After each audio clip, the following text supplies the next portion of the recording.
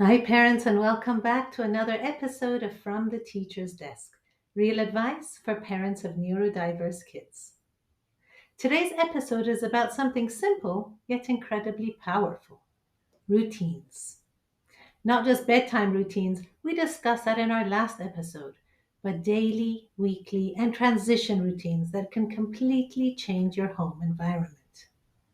Let's get started. Let's start by having a look and seeing why routines are better than rules. Most advice that comes from parents is focused on rules. Don't hit your brother, be in bed by 8, have you done your homework, share your toys. But for many neurodiverse kids, especially those with ADHD or autism, rules often trigger resistance, meltdowns, or shutdowns. Why is this, you may ask? Because rules are often seen as corrections, while routines are seen as predictions. And for kids whose nervous systems are already working overtime, knowing what to expect brings relief. Rules are about control, routines are about cooperation. Let's look now at the science behind predictability. For neurodiverse kids, especially those with sensory sensitivities or executive function challenges, unpredictability can feel unsafe. That's because their stress response systems are more easily activated. Predictability, even in the smallest things, gives the brain a signal: you're safe here. It lowers cortisol, reduces anxiety, and improves behavior. When routines are in place, your child doesn't have to use up their mental energy guessing what's coming next. Now let's have a look and see what routines to focus on. You don't have to make routines for all the activities in your child's life. Just start with the three most difficult times of the day. Examples could be morning transitions, waking up, getting dressed, brushing teeth, leaving the house on time. Another one could be after school transitions, coming home, having a snack, having quiet time, and then starting their homework, followed by play.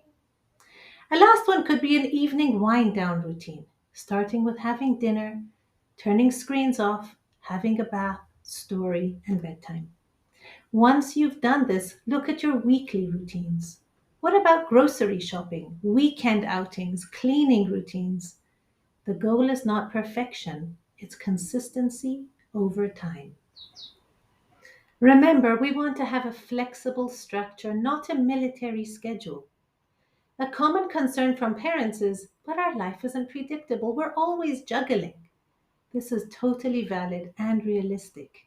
And this is why routines should not be completely rigid. There can be some flexibility.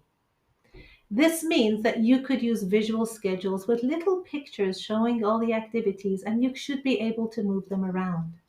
You could have consistent anchor points like meal times or bedtime and be more flexible with the other activities. Or you could use cues like timers, certain songs or audio cues for transitions. It's not about locking your child into a rigid plan, it's about giving them a framework that they can count on. Here's how you can start building more helpful routines. Choose one time of day to focus on.